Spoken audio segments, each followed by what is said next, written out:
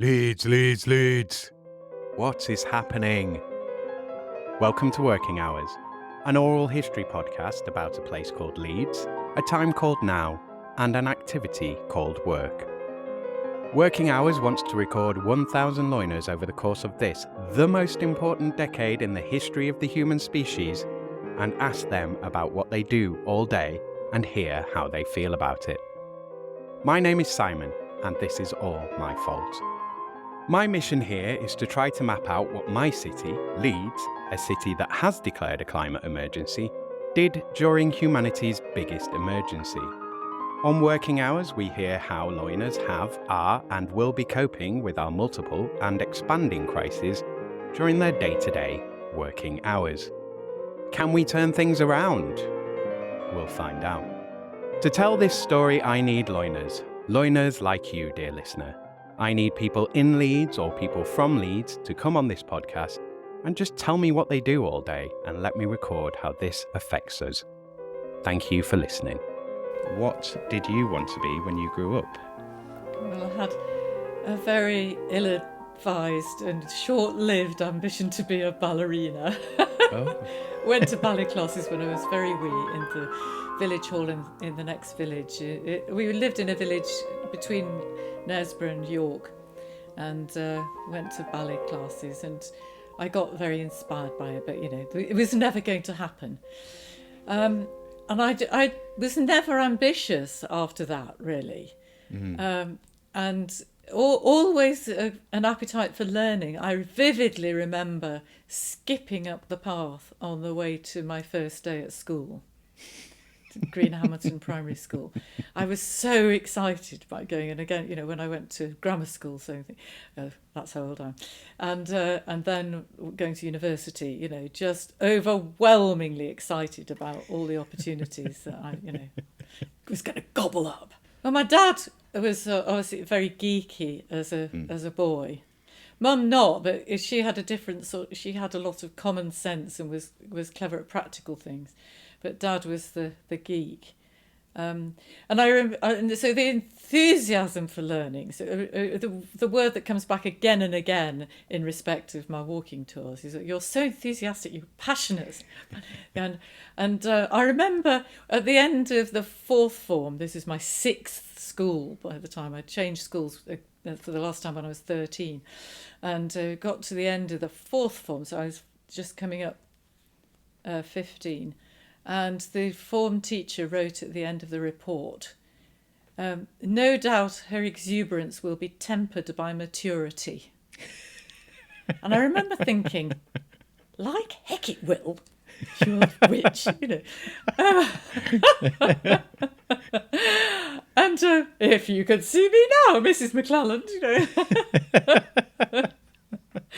So yeah, I was always called a swot at school, but I never minded particularly. I mean, sometimes it used to annoy me, but I just wanted to be left alone to get on with learning. I got ticked off only for carrying on reading a book when I was supposed to be doing something else. That happened more than once. And for talking when I wasn't supposed to be talking.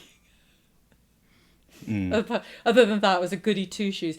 So anyway, if I could have had my time over again, maybe you were going to ask this right at the end, but when people ask me that question, I say, I wish I had my granny's influence for longer, because she had me singing when I was very young. I mean, I sang before I could talk, apparently, according to my mother.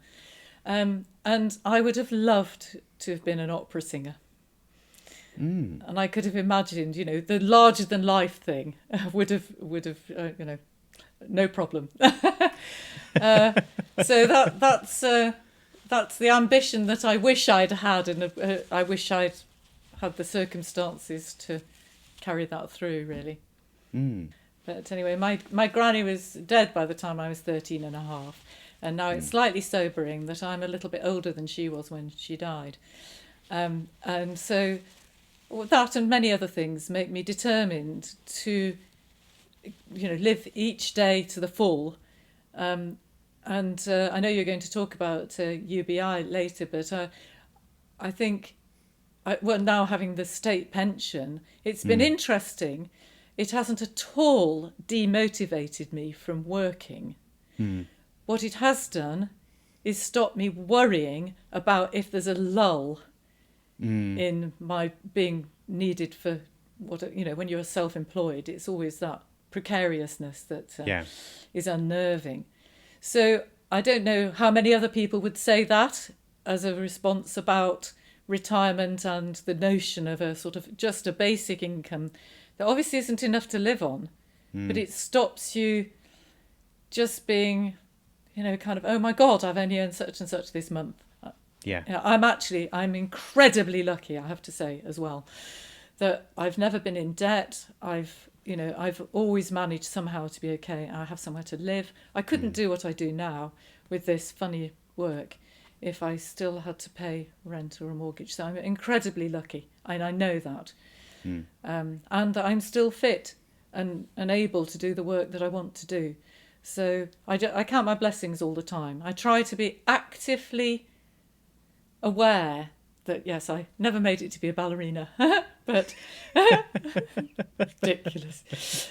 But I'm still mobile as I need to be, you know, in no pain, no discomfort even. I try to be actively aware of that. Yeah.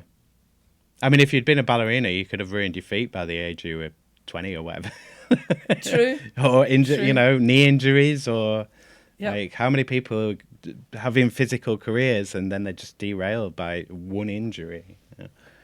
That's it. Whereas a line of work that depends upon accumulated knowledge, as long as your brain doesn't start going addled, it just gets not easier to do, but you feel you're in the groove more and more as time goes on.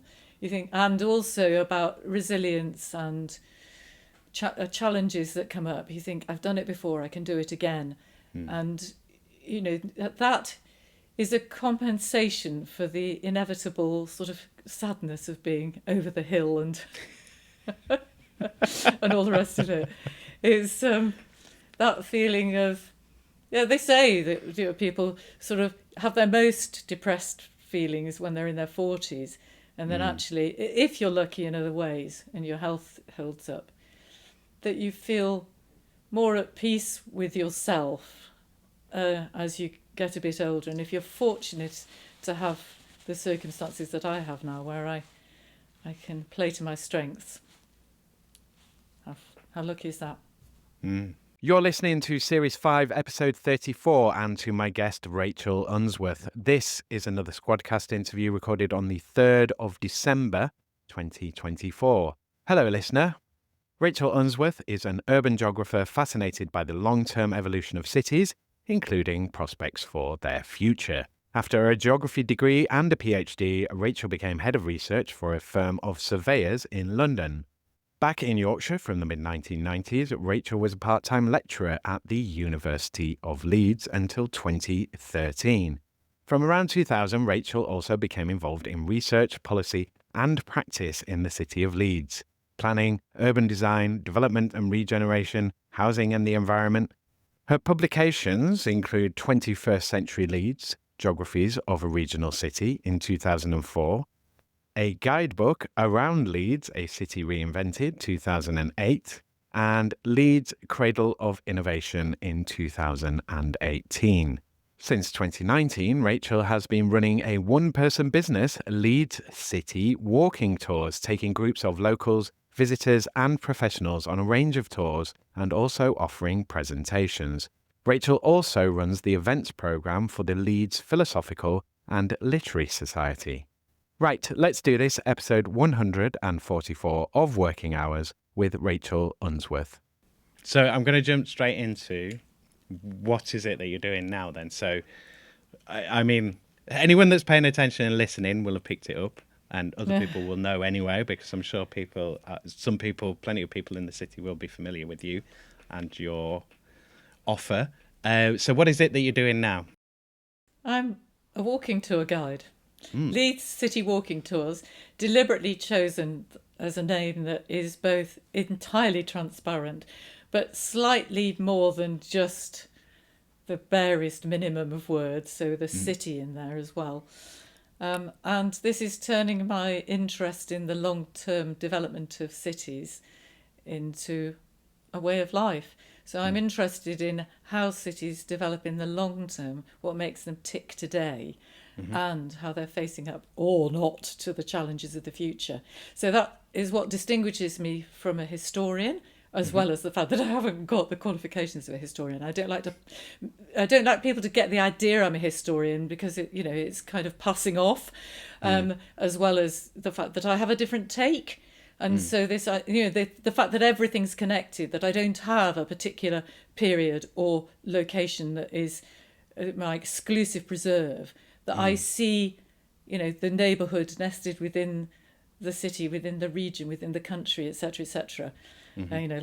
Like children used to write in the front of books, right down to the universe. Yeah, I remember doing that all the time. England, Britain, UK, Europe. Yeah, that's right. The world. Exactly. That's it. So behind me on the shelf here, there's so many books about Leeds, but actually also books going right up to the old World Atlas, which has a fantastic set of maps in the front of all the major world cities back in the late 20th century, admittedly, but all at the same scale, so you can compare them. Wonderful. Geeking out on that.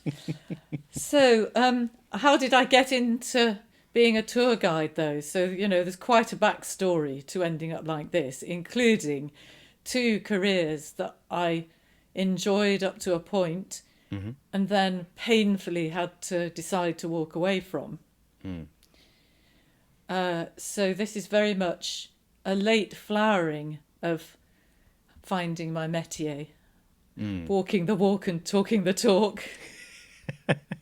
Well, would you say that some of that, was it because you were in academia, so was it just learning?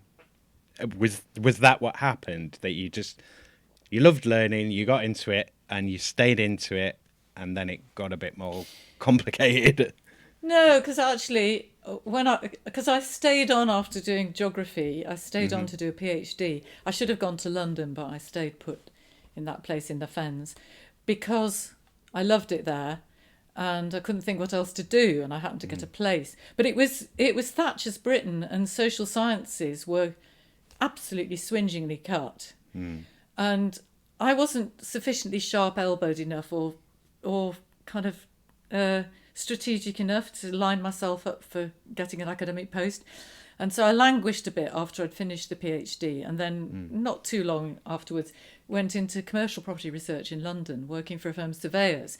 And the chap who'd recruited me, who was also a sort of escaped academic, he quite quickly kind of fell out with partners in the firm and left. And there was me, high and dry. I became de facto head of research when I'd only just joined the firm. So I went out and about amongst the ghetto of surveyors in the West End of London, and just went into people's reception areas and said, "Can I speak to your researcher, please?" And because this is in the mid '80s, before the internet, before social media, obviously, all that, and started to discover that there were a lot of very small teams of researchers in these various firms of surveyors. And mostly they weren't charter surveyors. They were geographers and economists and people from some other backgrounds, but that was mainly it. And we didn't have a professional body. And so with a few others, we set about creating a professional body called the Society of Property Researchers, which is still going, nearly 40 years on, which is wonderful. I found myself increasingly interested in running that, doing the collaboration and the cooperation. I couldn't really hack the side of my work, which was about exclusively working on behalf of clients who were already extremely privileged, one way and another, and taking decisions that were piling up more disparities between the prime places in cities and the places that those folk would never have dreamt of going to, let alone investing in or considering. And they lived on, I used to say, the M25 opened in my first a few months of being with the firm. And I used to say, the surveyors behave as if they're on an island of which the M25 is the coastal road. And so that insularity socially culturally, geographically. Despite being in a world city, I found increasingly unpalatable, cognitive dissonance, big time. And so although I enjoyed aspects of the job, it was all about location. It was very much using geography. It was about which places were going to be most in demand in future and which places were going to be left behind. And therefore, where should the clever money go? Yeah, the questions were interesting and the techniques of answering them. But the use to which that information was put, I wasn't excited by. So after 6 years, I left and was freelance and did some interesting work with people, I'd already networked with, but then had 2 children in close succession, 2 daughters. And in the middle of that, happened to move back to Yorkshire. I'd spent all my childhood in the north and chunks in Yorkshire. Happened to move to Leeds, which I didn't know at all. Hadn't ever been to Leeds, despite having been so close, but and yet so far. And is this still 80s? Yeah, no, early 90s now. Okay. So I tell a lie. I had been to Leeds once in the 1980s as part of the work. Met the very nice chap from the Leeds office, and they were just making the first decisions about regeneration of the South Bank. Interestingly. And, we're still on with that all these years later. Yeah, and a long way to go. Anyway, with small children, needed to do something that was part-time, but meant that I wasn't just mired in reading the same cardboard books time and again and all that, coffee mornings and so on. So I managed via contacts to get a chance of a little bit of teaching at Leeds, because somebody had a research grant and needed their teaching to be covered. And that was introductory urban geography for first years. And I thought, I'll teach the principles and then we'll have case study stuff from Leeds, obviously, because it's there on the doorstep and it's an important city. And so it was always meant to be, exemplifying these broader principles. As people say to me now, oh, you must love Leeds, you must know everything about Leeds. Well, both things. No, I'm still very critical about Leeds, and I have to remain critical. And no, I don't know everything. There are huge, massive lacunae, total ignorance, like sport and popular music. And, So your musical knowledge of Leeds is terrible then, is it? Well, I've learned up bits, you see, and because we did Cradle of Innovation, I should get that. And have you seen Leeds Cradle of Innovation, our book that we did 6 years ago? No, anyway, I don't think I have. We did a huge book 20 years ago, and another. I didn't learn by all the horrors of doing that, and we did another big book. So if people think I must know everything about Leeds, no, because there are all these topics, so many areas, and even the bits that I know really well are changing all the time. So I say it goes on. Sorry. It goes on being demanding and, challenging. It's, even just doing this, all of it seems like I'm only ever scratching the surface. You're kind of like, oh, what am I looking at here? And then you sort of knock something away and it's like a whole thing opens up. And it's like, there's loads of this and there's loads of that and there's loads. You're never going to get all of that. That's it. And so, I say about the experience of doing the research for a PhD. Mine was about Pakistanis and housing decision making, by the way, trying to explain why Asian families were where they were in British urban space back then, which was more than 40 years ago when I did my fieldwork. Goes quick, would love to go back and redo it. And God, clocks just go like this. The years go chung chung chung. Anyway, where were we? You're teaching in Leeds. Oh yes, that's it. Yeah. So and one thing led to another. So I was asked to do the course again, and then would I like to do a third year course when I'd been there 2 years? And I said, yeah, I'll do urban environments, how to make cities better places to live in and less damaging to the planet. And I had hundreds of students through that course over the years I did it. Loved it. And then I added a second level course, which should have been there all along, which was resources. So the basics on on energy and water and food and some other resources. And getting the students to critically engage with, real cutting edge stuff about resource depletion and living within limits and all that. And quite a number of students went, I'd love to know where they all are now, but I know that quite a number of them went on into sustainability work. But at the same time as doing that, when my younger daughter went to school, I started getting really involved in the city, as well as using it in teaching. I started to interfere in policy and practice, just couldn't resist. It started with finding placements for students and dissertation topics and things like this, and I used to channel for other members of staff as well when the students needed things. And then realised that city living was starting to really take off at the turn of the millennium, and nobody was keeping tabs on it. There was just permissive planning. In other words, we're not going to turn it down, but they had no proper sense of what should be encouraged where. Yeah, what will these people who live here need? Yeah. Yeah, exactly. How will it all fit together? What should we not allow? How to steer it, basically. There was nothing. And so the supply side stats, I worked with some agents and a firm of surveyors to gather that. And then one of the developers, who subsequently went bust, overstretching on the stuff that then got done for by the recession. But worked with those people, did 3 big surveys, big effort on the occupier side as well as the supply side stuff. But I didn't turn them into papers until about 4 years later. Was always under pressure to get grants and to produce papers in top-ranking journals. And I just didn't have it in me. I'd come back into academia so late, not even coming back in really part-time until I was in my mid-30s.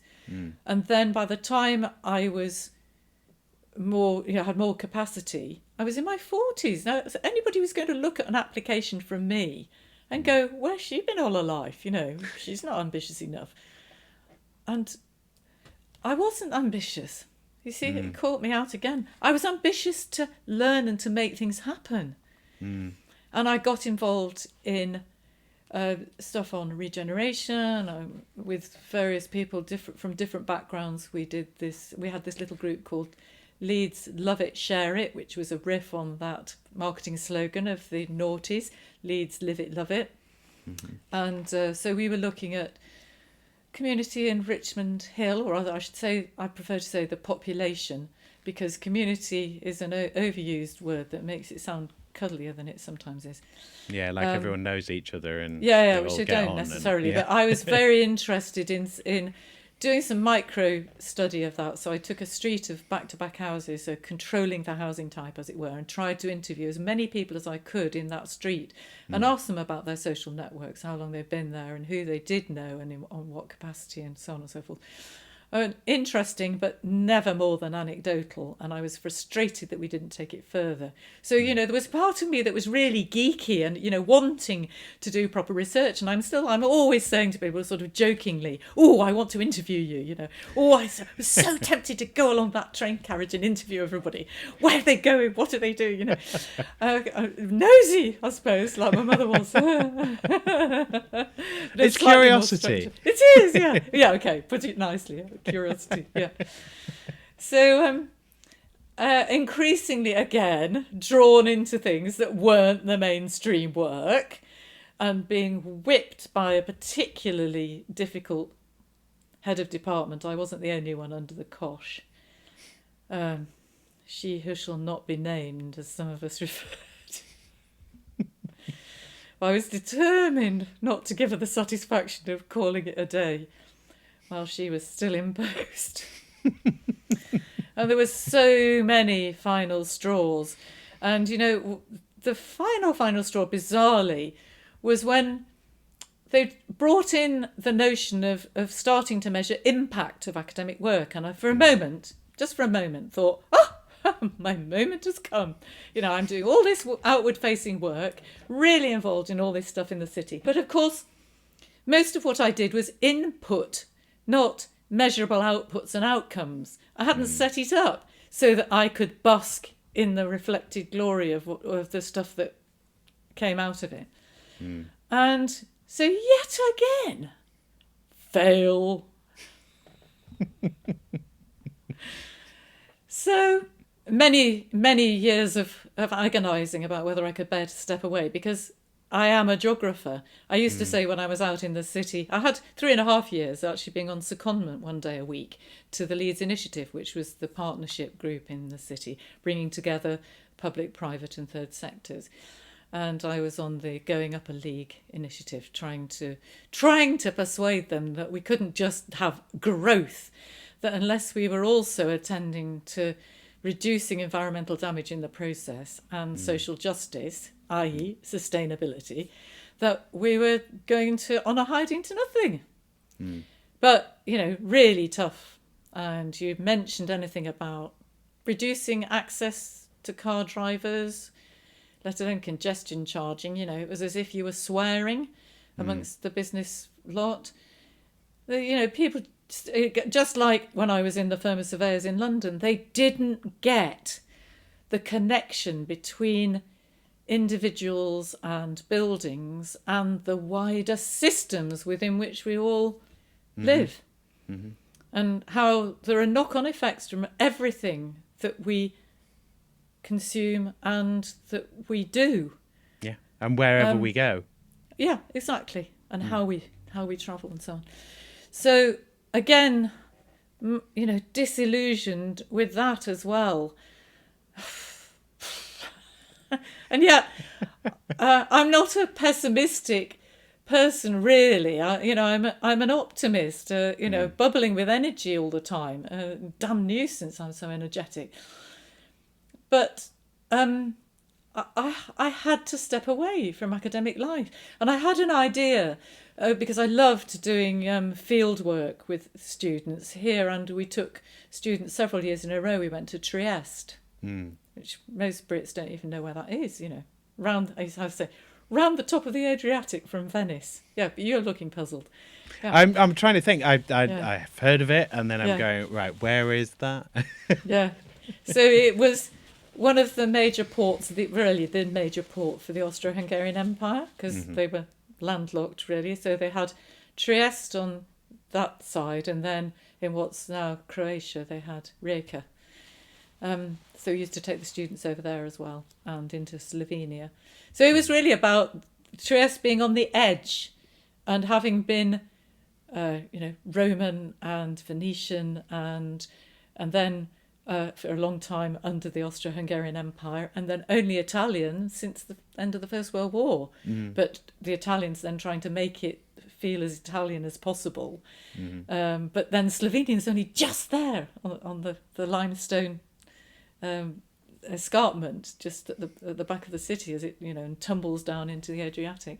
Fascinating place. So I thought about taking grown-ups on urban field trips to lesser known cities, and I did a little bit of market research on it, not enough, but for people of my kind of age and above, one of the places that came up was Berlin, actually, because, when we were young, it wasn't really on the agenda. Some very daring people tangled with Checkpoint Charlie and so on. But, most of us would have been too nesh, or our parents wouldn't have let us go.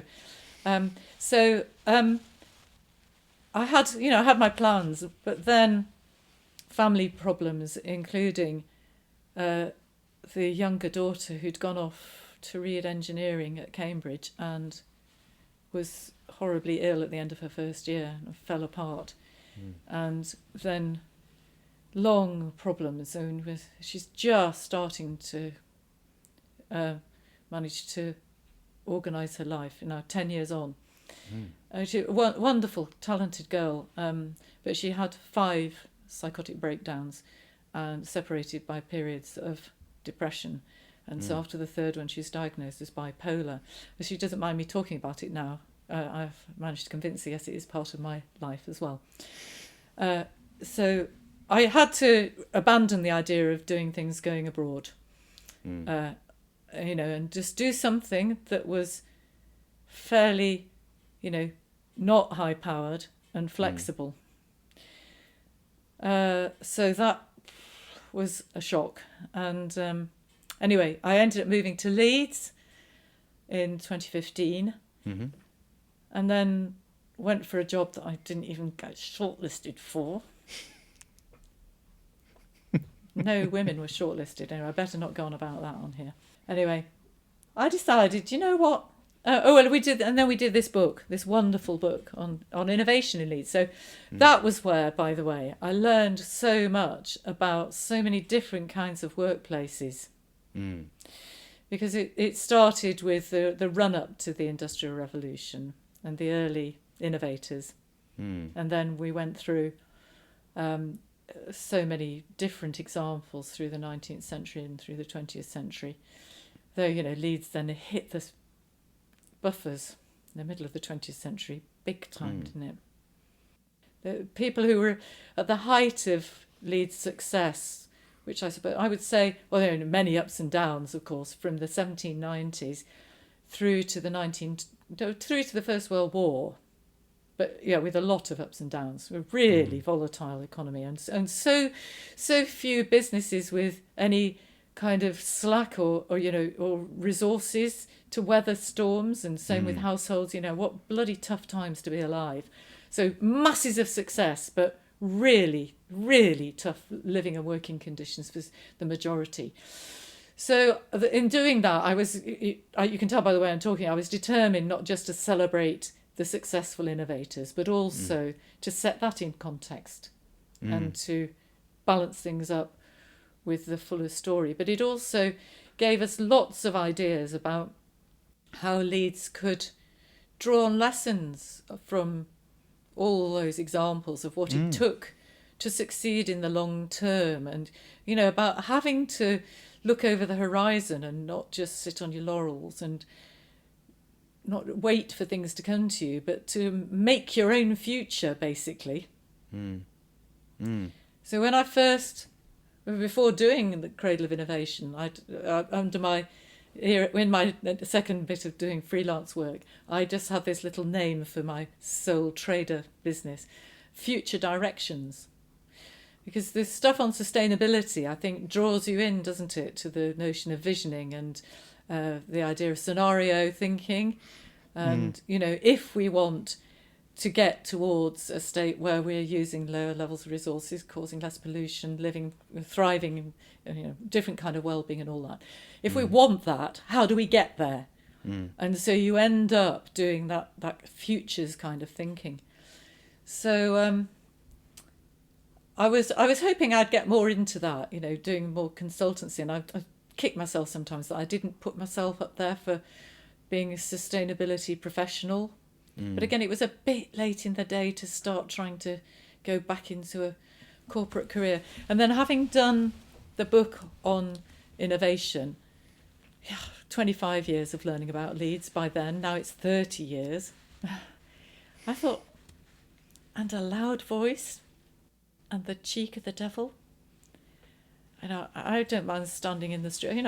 With students, I've taken lots of students out into Leeds. I'm jolly well going to have a go at being a tour guide. Had you seen it anywhere else before? So you mentioned Berlin. My first experience with a walk-in tour was in Berlin, and someone said to me, do the walk-in tour because it's amazing. Rather than going to a museum, do the walk-in tour. It'll take you around everything, give you a story of the city, and then you can visit anything that you went on there that you really want to see and stuff. So it was a really good way to do it. And then when I was down in London, I lived in London for a while. There were a few starting up there. My colleague did one that was all around Soho and stuff that was about the sort of gay history of Soho. That was really interesting. So, yeah, did anything give you the idea, or were you like, Leeds needs this, I could do this? Yeah, exactly. So it was the thought that Leeds had hardly anybody capable of being a tour guide, and being available and to do it as a proper business as opposed to, obviously there are some good people at the Civic Trust who do volunteer guiding on summer evenings and so on, and they really know their stuff. But to be able to do it as a business you really have to have the wherewithal. So I had to enlist my daughters in helping me set up a website and do the search engine optimization stuff and so on and so forth. I just about managed to keep the thing going. My younger girl actually paid her aged mother a compliment the other day and said she didn't think I was as daft at picking up tech things as some people my age probably are. Anyway, I don't know how she knows, but it's always a struggle. But it's amazing how in this era of having, a computer and all these platforms that you can just tap into, literally plug and play, the barriers to entry are relatively low. You have to have a bit of money and something behind you, but it's not as if I was going to be investing in premises or machinery, beyond my computer. Masses of overheads. You're not paying heating, internet, property. No, staff, nothing. So I thought, do you know what, how risky can this be? Even I, low risk person, give it a go. You've got a lot of what it takes. Just see how it goes. So I just put up some things, and got a few clients, and then made myself do loads of topics in that first year in 2019. And even if I didn't get any takers, or there's just one person, I just faithfully went through with it. This is a part of being professional. And it made me learn up a load of things, so that by the end of the first year, although I'd not earned very much, I was starting to get private clients. Actually, that built up quite quickly. That built up quite quickly. And then, of course, early in the second year, boom, COVID. But that's where I was fortunate, because I'd been self-employed for over the regulation, that 3-year cut-off thing. You fell within, It was sickening that people who didn't happen to have that 3 years were left high and dry. Awful. So I just got on with it. I just did loads of other things, and I was already hooked into the Leeds Phil and Lit and helping them to get a new website, and then this volunteer broadcasting and all. And then, of course, as soon as we were allowed out again, people wanted to be outdoors, and then nothing was happening in theatres, no foreign holidays, nothing. So I was inundated with requests for tours. How quickly? So whenabouts did you open up? I think we were allowed to go out in May, weren't we? Yeah. And then I had a really busy summer, and then it all ground to a halt again in the autumn. Yeah, because we started locking down again. Yeah, we did. But by then I'd done some market research as well, and I had quite a lot of followers, subscribers and people who'd already booked on tours, and so I got a mailing list. And then I discovered through my little bit of market research, actually, despite all the various social media things I'd had a go at, by far the commonest way for people to have heard about me was old-fashioned word of mouth. Yeah. Personal recommendations. So, and that's still, I'm sure I would find the same if I redid it. Loads I don't think you reach anyone with, I think it, unless you're massive, you're not really reaching anyone. You might reach the odd one person here or there, but you're not getting the multiplier effect that it's selling you as giving you. You have to build up to that. Yeah, well, exactly. And the thing is, there's a limit to how much business I want that you want to take as generate. Well. Yeah. I've been too busy recently. This year, just on Thursday morning, I've got to do a tour and then pull off the AGM and dinner for the Leeds Phil and Lit, for which I'm also event secretary. So I get a little honorarium for that, but my God, there's a lot of work to do. And that's much harder because I've got to collaborate with other people over planning it and pulling it off, instead of just pleasing my darn self. And it's nice, they're good folk, but it's harder when you just can't just please yourself. On Thursday, that will be my 90th event of the year. Wow. A combination of tours and presentations, and most of that is commissions. So I've done a few public tours, one actually as part of somebody else's festival, so I was asked to do it, but I didn't. I set it up as tours in my own right, just under their branding. It's a huge amount of learning to do on that, but it was lovely, lovely to do because I play the violin, which I could never have done for a career, by the way. That would never have been my job. I love it. I'm musical, but I never had good enough technique and I never worked hard enough, so that was that.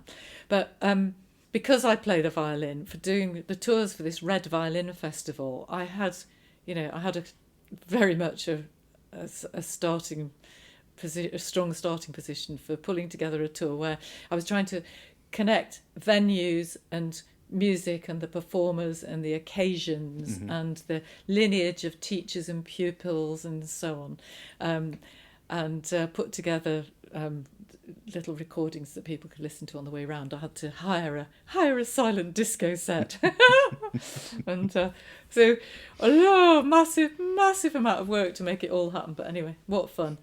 So very, very busy, and still finding challenges. Branched out this year to comparing and contrasting Leeds and York, with a view eventually to why am I starting this at this stage in life? York is so clogged with tourists, and here very few tourists, and most of my clients are local one way and another, which I love. Everything from families where it's somebody's birthday. I've been a birthday present loads of times. I never imagined that. And it's a great gift though, isn't it? It's like here, so because how many people in Leeds have got that? Like I know, my mum, for example, because she grew up in Quarry Hill Flats, and she loves anything Quarry Hill Flats related, and like the old books and things that they've done. She must have been to Peter Mitchell's exhibition, did she? Did she go to? It's finished no, now. I don't think. She did. I think I only found out about it as it was closing. I was gutted as well because I wanted to see it. Shame. Yeah. Well, I'm not clued in, you see. I see these things peripherally and then I go, oh, that's interesting. And then I get distracted by something shiny. Not a new Jaguar EV, I hope. No. No, anyway, that apart. But so I love the fact that so many of my clients are local because, this is really living the dream in that it's experience, not stuff. It's people might have gone on a car journey, instead of which they're coming in by public transport often, or even some walking into the city centre or walking to wherever we start, because it's not just city centre stuff. So I do Roundhead, I do Chapel Allerton, I've done Gipton, parts of Hunslet, Holbeck, Kirkstall Valley, Woodhouse, and so it's also A-level students from schools in and around Leeds, a bit further afield. They come from Harrogate and Guiseley and so on, and then companies and professional bodies who are based here, people who are having regional or national get-togethers in Leeds and want something that isn't just the sitting around a table or doing post-it stickers exercises. And then University of the Third Age. That's been a big client. And they come back for more. And so really quite a range of... retired people. Yes, I'm doing an old group of Arab engineers next week.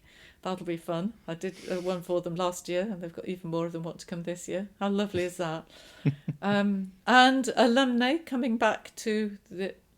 alumni and alumnae, it's a group of women on Saturday, coming back years after they were students, and wanting to go down memory lane on the campus and or in the city. So loads of different kinds of commissions. New arrivals at the university, and now I do a few things for geography and School of Earth and Environment, and social studies, social sciences. Taking students out either on specific topics or more usually it's just introductory things, using Leeds as an example of broader concepts of how cities in general change. So what fun is that? I think it's a brilliant way to do it as well. Like I've said, that anyone that's listened to the show for a while will have heard me say about this whole thing of how they teach history, for example, you're learning about kings and queens in London, and who cares? How is this relevant to me in any way? Take someone outside and go, right, this street, this was built here by this, but before it was here, it was this. And then that building over there, all of those bricks came from here, and that metal came from over there, and that technique was invented there. And do you know what I mean? Like, all of that stuff immediately comes into reality for you. It's something you can relate to. Yeah, exactly. So I love the teaching aspect of it with no marking. And no tests. Like, you don't care if they didn't learn anything, so long as they enjoyed it and they tell someone else to come.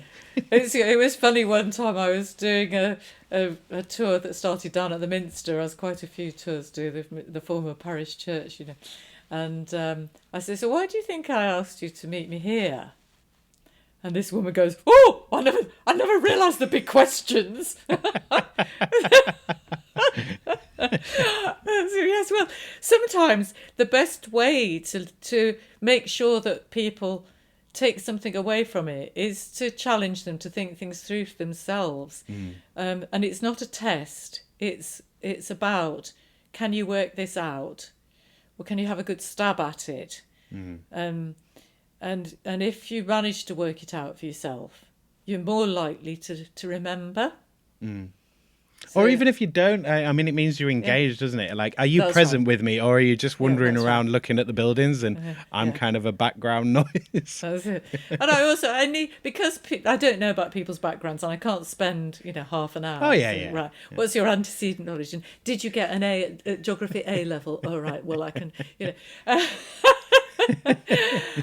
got to pitch it for everyone. Yeah, exactly. So I just do sort of little tests of things like, or you do know what I mean by Victorian, don't you? And if they look puzzled, I go, she came to the throne in, like this. So, 1837. Yes, good, right. And she lived through till, and they more of them know, she died just after the turn of the 20th century. 1901. So we can just handily call that Victorian. And before that, it's Georgian. It's not that I'm a big person for monarchy, far from it. But it's just handy shorthand, isn't it? Yeah. Anyway, so there we are. So I just try to, set some frameworks within which people can then make sense of the examples I give. And I try not to do too many exact dates and screeds of names, but they're all there. If people want to ask me specific questions, then they can. So it's about doing it with seriousness of, real depth of understanding, but also humility about still knowing I need to learn, and also treating it with a bit of a lightness of touch. Obviously, it can't be in deadly earnest, and so I still enjoy it. And when during lockdown, when they weren't doing live concerts and the proms, they were delving into the archives, and they had a performance of a Russian pianist of whom I hadn't heard and whose name I've now forgotten, but I have remembered this little story, that he was asked in the interval by the BBC person, did he not get bored with playing the same Beethoven concerto and or whatever, the same repertoire again and again? He said, no, it's always you find something new in the work if it's sufficiently sophisticated and layered and wonderful, then you're going to find something new, and you're always playing it in a different space to different audiences. He said it's a bit like being a tour guide. He said, I thought, aha. So I can see it the other way on. It's like being the musician that I wasn't, and still finding interest and delight in the content, because every performance has something unique in the delivery and in the reception, and the setting. And you're also herding people, you're moving bodies through space, so there's a dance relationship as well. Yes, I hadn't thought of that. I do think a lot about where to position myself and the people who are listening, so that the background noise is less intrusive, so that my voice can bounce off something rather than into the void, but so they can see what I'm intending them to look at. I say, you stand there looking at it. I know what's there, you know. And then you have to think about the light. It's all very well. It's lovely having a glorious sunny day, but in the winter when the sun's low, you can get to a place you think, I can't talk about Dyson's shop in Lower Briggate at noon because they can't actually see it because they're blinded by the sun. Yeah, so you have to think about the time of day and where, and then, you know, if you've got a big group, and even though we've got wider pavements now, which is wonderful, which, by the way, was not so wonderful in the making during 2021 to 2, and that of the, what they call buzz saws cutting the paving. Oh, yeah.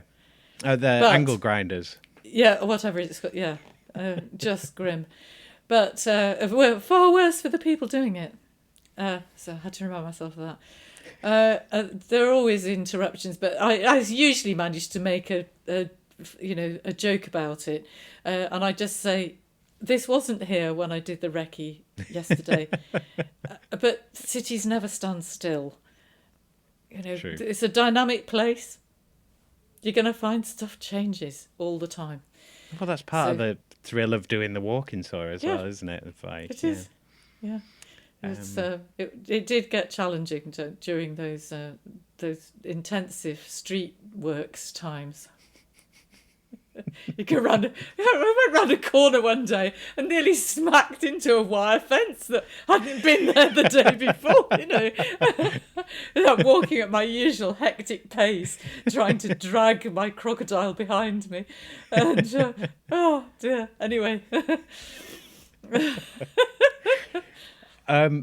In terms of kind of future planning, is this a business that you're going to wind up, or is this something that you would want to continue, or is it something you're like, someone's welcome to come and take it over or whatever? Would you train people up? Or? That is a very good question. So I have had notions about passing the baton, or at least splitting the baton and passing a bit of baton. And I've a couple of times thought I might have somebody, you know, who's interested, and then they get faint-hearted when they realise just how much you really have to learn, and how it's you can teach a certain amount of the techniques, but there is something in the individual style and the performance of it, which I love doing. But it's harder to teach. I had an idea for during 2023 when they were giving out community grants. I did a little application for Cliff Stead, who's another tour guide, and me, to do training up some people in inner city neighbourhoods to learn how to give tours of their own area, the sources, the ideas about the routes, and then those practicalities that we were talking about just then, about where to stand, how to actually manage the day itself. Yeah, because you need a level of safeguarding as well, because it's very easy to because you are looking after members of the public, and I expect you need public liability as well. Well, actually, not. Interestingly, I thought because they're not coming onto your premises; they're in the city. They're not. So, they're consenting adults, or the children in a public space. In a public space, yeah. And so I thought that might happen. Then I talked to an insurance agent about it, and then I happened to take a call when I was doing an extra tour for somebody for whom I'd already given a tour, and so we were just walking and talking together, and so I took the call, which I would never normally do. And she overheard it. Well, she'd just done 9 years as the city architect of Copenhagen. And she overheard this. She said, don't do it, Rachel. She said, you Brits and insurance, you're getting too like America. It's not necessary. And when somebody tried to make me have public liability insurance before they would hire me to do a tour for a visiting group of their staff, and I said, you know what, I am not going to do it. They sent me the outline of the policy. And it was so irrelevant to anything that could possibly occur on Yeah, walking you're just tour. giving them money for no reason. Yeah, exactly. Money for older. I am not going to fuel. Oh, my pathetic little gesture, but I just wouldn't do it. Anyway, that wasn't what you were wanting me to talk about. Well, you answered the question. I mean, it's not, like you say, it's not easy. So, to carry on, so it's not easy to find people to take it over. But I have just met a very interesting young academic who's actually sort of freelance and is just the right kind of character and really enthusiastic about her topic. So I'm hoping maybe she might be interested. And I am looking out for people who would like to learn up particular specialities, perhaps. And if I get an inquiry for that topic, then, you know, here are my notes. You know, here's what I would do, but up to you. You know, you go and add to it, do your own thing, see how it goes. I haven't got a proper plan for this, but I would love to think that I can pass the baton. You know, I've got all my notes are in boxes over there. All, you know, they've got numbering. I know which thing is where. So, and it's all in files, properly named files on the computer. So I hope it won't snuff it with me. Would you record any of them? Would you record any of them? Well, I've just been asked, would I do live streaming of street tours, which will be yet another challenge. And in fact, one of the things that's supposed to be arriving in this parcel is a gimbal for being able to control the phone at a distance. Now, whether I can do that and still keep up my non-stop babbling about Leeds, who knows? As long as I don't accidentally get it on selfie mode and go, oh!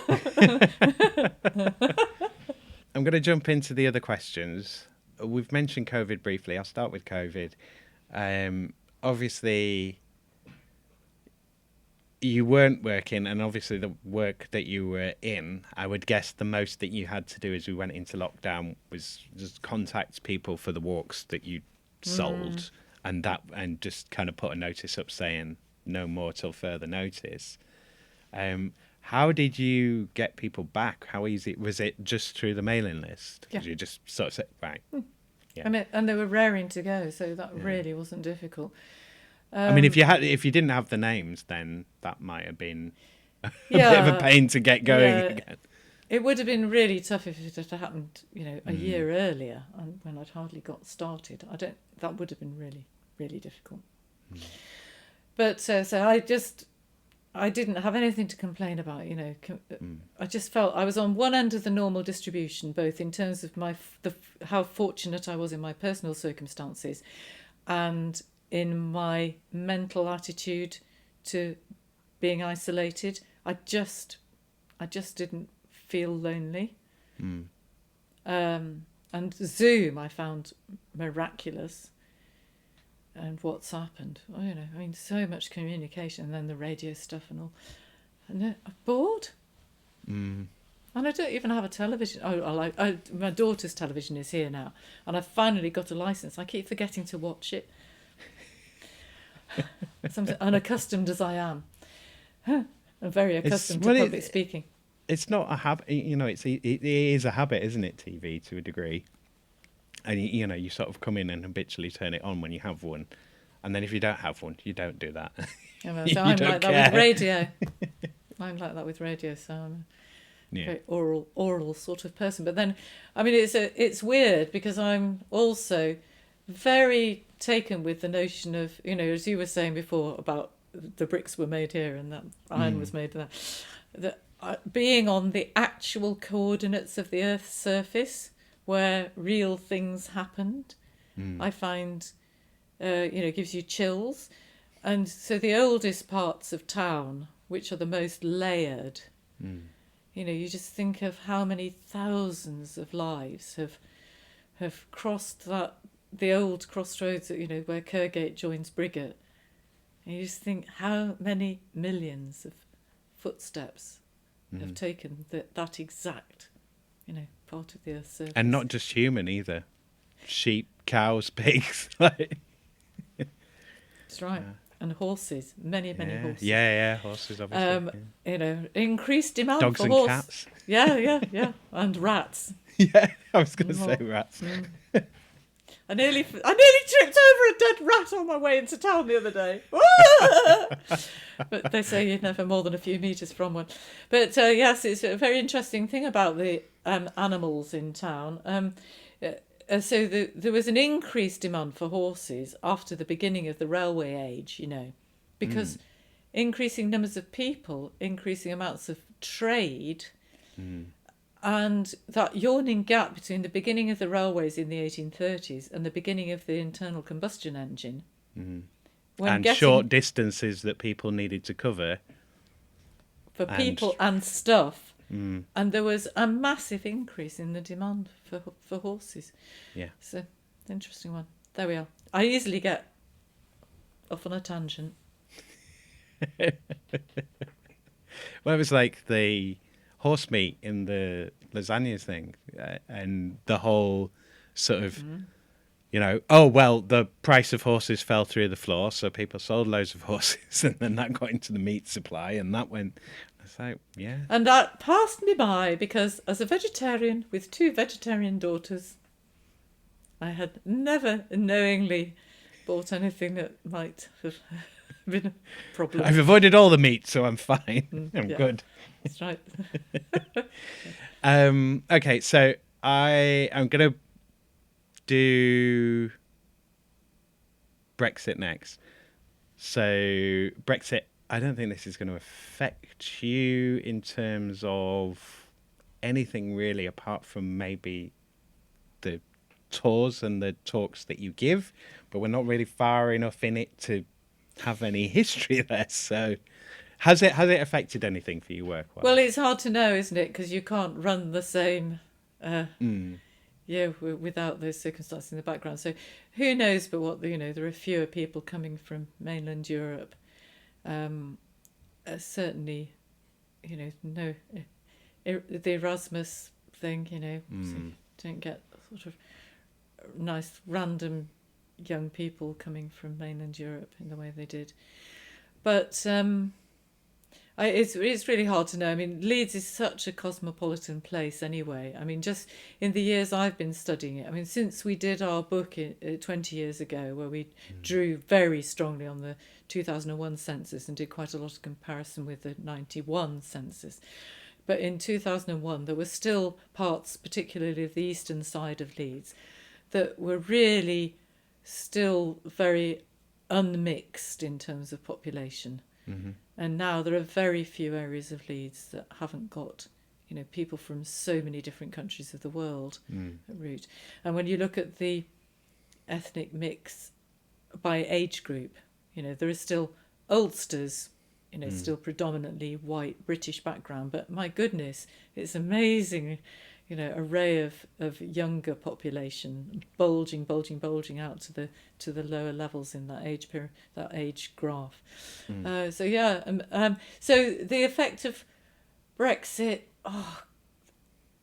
apart from being massively annoying to think that we've gone and shot ourselves in the foot, all that wasted time and money on a project that is just, no demonstrable benefits and clearly a lot of harm to people who are, who were strongly trading with mainland Europe. I mean, no doubt if I had gone ahead with my original plan of taking grown-ups on field trips to mainland Europe, be over. It would have been extra costs, extra hassle, extra friction. You wouldn't be able to do it. It'd be the overheads would be too high.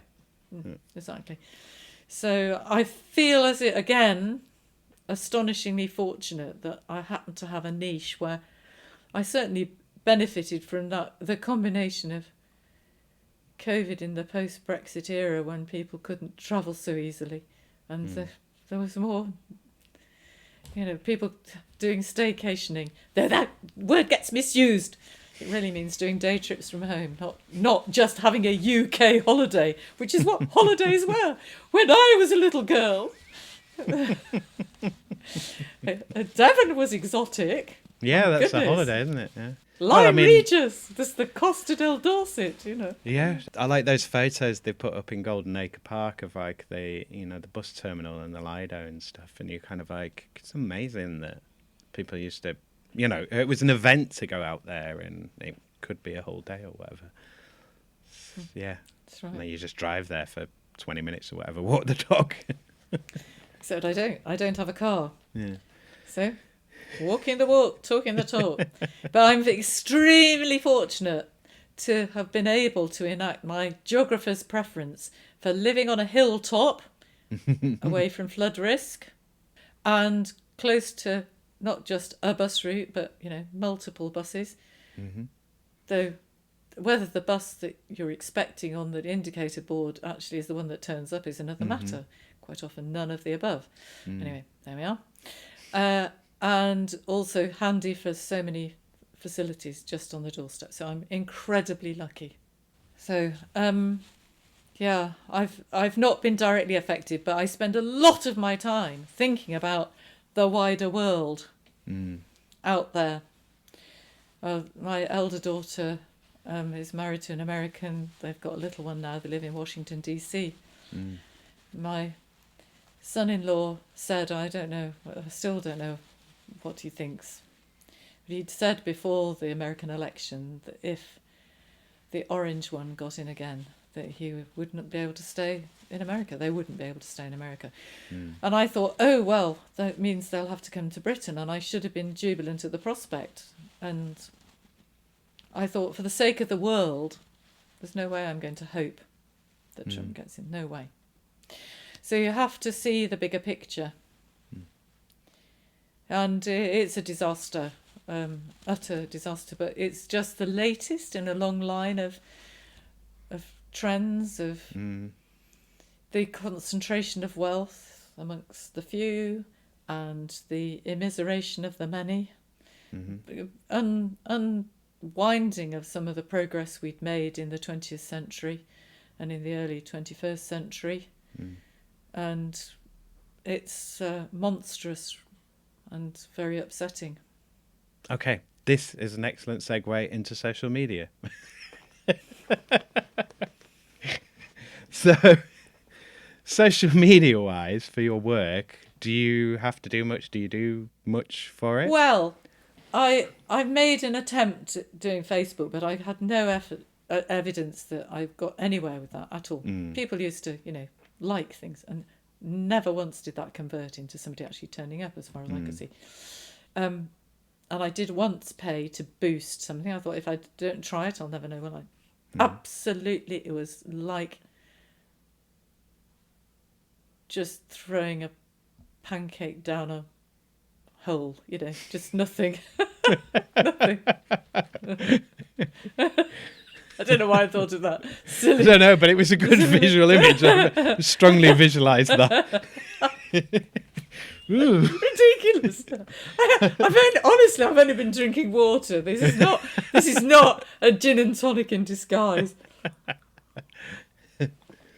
But I did get into Twitter, so I joined exactly 6 years ago, and I've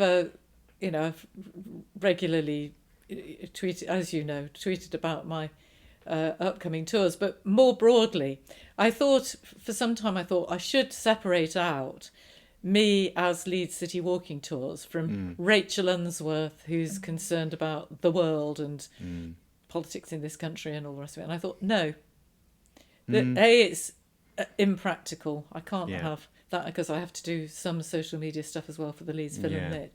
Too many streams of stuff. And to be honest, I channel so much of my critical view of cities and the country and the world through the tours that if people can't hack my take on things, they're not going to want to come on the tours anyway. So I might as well just align everything. So, but now, because I don't need to work quite so hard at, I'm not going to do loads of public tours going forward because I've got to save some time for helping my friend Steve Burt with the book on Chapel Allerton. He was the one I worked with on the Cradle project. And I've got to save some time for doing some other things as well. So now that I've got the old age version of the UBI, I can not work quite so hard at doing the public tours. But I know it's a sort of public service as well. I try to keep it very affordable. But I will still do, commissions that I'm asked to do as long as it fits in with everything else. So now I've moved over to Blue Sky. Mm-hmm. I had an account from the middle of last year, but when there've been various stages of a sudden step up in people deciding they've had it with Twitter, which I refuse to call by its other stupid name, and then.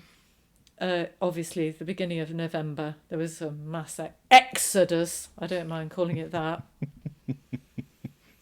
And I'm just going to do more of kind of commenting on things that I fancy commenting on. And if people like the way I communicate, they're probably going to like the tours. So do it much more obliquely and just be myself.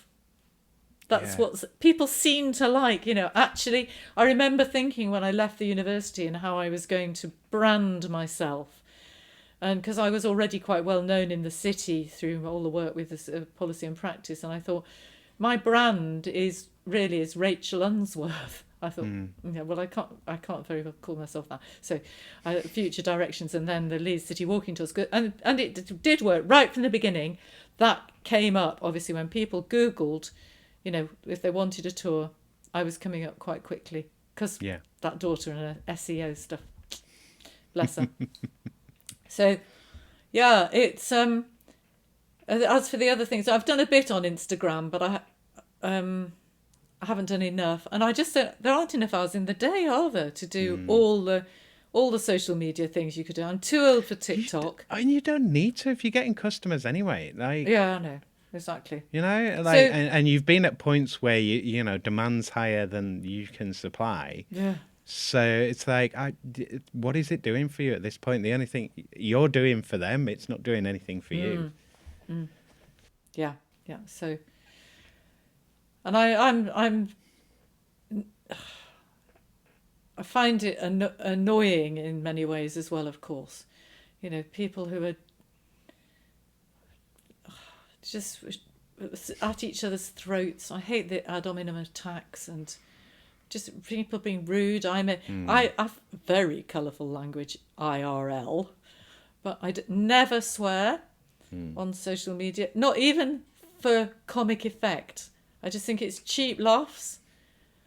I think if you can't get an effect without using exclamation marks and swear words, then you've not learned how to use the language effectively. So social media, I think it's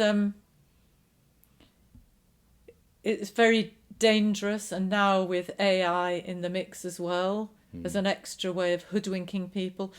So it seems to me, looking at what happens around the world, both during the run up to and the aftermath of Brexit, COVID, political stuff that goes on around the world, about half the population in every country are credulous, impressionable, prepared to be the willing victims of lying charlatans who are wanting power for the sake of the power and the wealth that comes with it, that sort of revolving door of wealth and media and power. And once they're in power, if they possibly can, they're going to subvert all the institutions of democracy, closing down media outlets that don't suit them, and silencing people whose views they don't like, dismantling the checks and balances that curb absolute power, removing the separation of powers of the justice system and the political realm. All the typical things. And half the population doesn't understand, doesn't want to know, goes along with it. It will be from amongst them that the henchmen of the next horrific regimes are drawn. And the rest of us will probably, I don't know, internal exile of various kinds before dwindling into a fairly meagre state, both financially and physically, and or meeting a grisly end one way and another. I'm not optimistic about the future of the world. No, I don't even think about it anymore. And I like to be I'm optimistic. just like, yeah, but there's no chance, is there? There's no. I think not. I was so on with all this stuff so long ago. Back in '92, the run up to the before that, the run up to the Earth Summit '92. Very enthusiastic. We were all supposed to have our local Agenda 21 in place by the turn of the millennium. And in Leeds, we just made it, stroke of midnight. The thing is labelled December 99. Yeah, that's right. But then it just sat on a shelf and nobody actually enacted it. We had the vision for Leeds, which was kind of building on that. But, the forces against that, the forces of selfishness, greed, laziness, stupidity, short-sightedness, all of that. But those fundamental things, those qualities. So I tried to be really enthusiastic, send out my students out into the world. I say, go forth, do good works, multiply but not too much. And I'm sure many of them are doing great things, but too little too late. I do this volunteer broadcasting, and we do a monthly programme, Think Global Act Local in East Leeds. Marvellous things going on. Fantastic people, grassroots stuff in East Leeds. But it's not big enough. It's not at scale. Folk in Alwoodley with their 4x4s and umpteen foreign holidays a year. Yeah. So it's a case of no, I won't fiddle while Rome burns. I've not time to play my fiddle at the moment. Distracting people, yes, with the joys of understanding how, if we learn about the past, and how, how things can be done in better ways. Maybe there's a chance for the next generation, but I didn't know I was going to end up sounding so gloomy. No, that's okay. I'll bring it back up again. I think there's a lot of stuff in that. So if I think, for example, growing up in the 80s, Cold War stuff, and you think about visions of the future, you had the shiny visions and the dystopian visions and stuff, and you had a lot of post-apocalypse stuff. There was way more stuff about nuclear war, nuclear weapons, and so on, especially in the 80s. Sure. And then that kind of went away, and all of the visions that we see of the future, sort of since the turn of the century, have been kind of zombie apocalypse, hard dystopia. We don't like it's going back to that thing of showing people in the sustainability realm sort of thing, but it's like there's nowhere to go to. People haven't seen it, so they don't know what it is, kind of thing, so they don't know where to move to.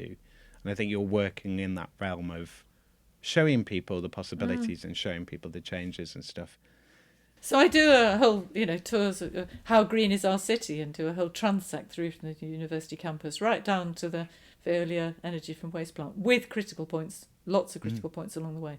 But also, the things that have changed positively and where there's loads of potential. We had a little group, Leeds Sustainable Development Group, from 2010, the depths of that post-crash recession, trying to vision about the whole of the South Bank and how it could become a sustainable neighbourhood for the long term. But we didn't get engagement properly from the city council or from the private sector, beyond our little group of people from different backgrounds to do with the built and natural environment. And by the time the market started up again, had the council got a proper thing in place? Well, they tried belatedly when there was the threat/promise of HS2, but they haven't knocked heads together in the way that they really should. And then they lack powers or capacity to do all the things they'd ideally like to do. I mean, so often, unless things were there in place at national level, there's no way Leeds could do it, go it alone. So you end up, like so many people in the 19th century had to campaign for primary legislation. And I feel, maybe in this next stage of life, I have to lend myself to more national level campaigning. Whatever. Yeah, I've got a whole massive list of subjects which I won't go into now because it's beyond the scope of this. But maybe, you know, if I don't have to earn a living to such an extent, I can afford to do more volunteering for that kind of thing. So, who knows? But I also do the Waterways and Bridges of Leeds tour, which is very much, you know, all part of trying to get people to connect with that natural, well, though much messed about with artery, and the greening of the areas beside the waterways and so on. So there's, you know, there are hopeful changes underway, which is great, but it's not enough.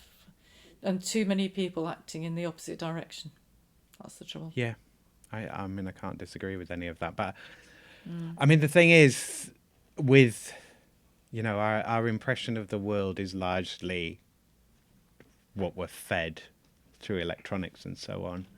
And they do have a very strong vested interest in making us sort of feel that there's no point and that it's not worth it and so on.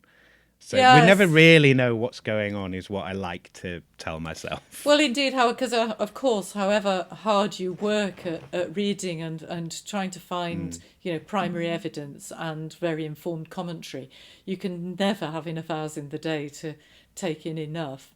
And then, as you say, that you know, you can think that you're onto a good source, and then you find somebody has been completely debunked in the, you know, in the next thing you come across, and you go, oh my God, I don't know what to think about that now. But to maintain a healthy scepticism and not be totally hoodwinked by charlatans, it is difficult. It is difficult. Yeah. Especially if you get to a point where you're thinking, is everyone a charlatan? Like, you know, I think it's as much as that, like, well, if they're not going to believe in anything, then let's make sure they don't believe in anything. But I mean, you know, we have known for several decades about, you know, erosion of trust in the media, erosion of trust in institutions, erosion of all of this. Ragged trousered philanthropist is sitting up on my shelf there, you know. That was written in the Edwardian period, and the author was dead before the First World War, wasn't he? And so it's real-time stuff. And in that, the newspapers, there was one called the Daily Obscurer, and the other, you know, given equally cynical names. It's not new, you're right. And also, I try to remind myself that, you know, when we're thinking about how optimistic or pessimistic, imagine being an adult who was old enough to have had to fight in the First World War or be part of the war effort, and miraculously got to come back from that experience, and then still be of calling up age in the interwar period, and the decision about having children in the 1930s when you could see what was happening in Germany. And that we were heading for another horrible conflagration only 20 years later. I mean, they must have just thought, why bother, mustn't they? Yeah. Or even, like, I mean, imagine being pregnant through that. Yeah. Like, you know, it's like, oh, great, I'm going to have this baby with this going on. Yeah, that's really conducive environment for bringing up my young life. Yeah. And yet somehow people do it. Yeah. Yeah. I what I'm mostly worried about is how comfortable I'm going to be when it all boils down to it. It's like, I don't want to be eaten by a rabid group of 6-year-olds, you know, or whatever else. And, you know, I'm going to be getting older and more infirm as it all gets worse as well, which is, you know, it's not an exciting prospect. It isn't. I suppose make yourself indispensable in other ways, you know.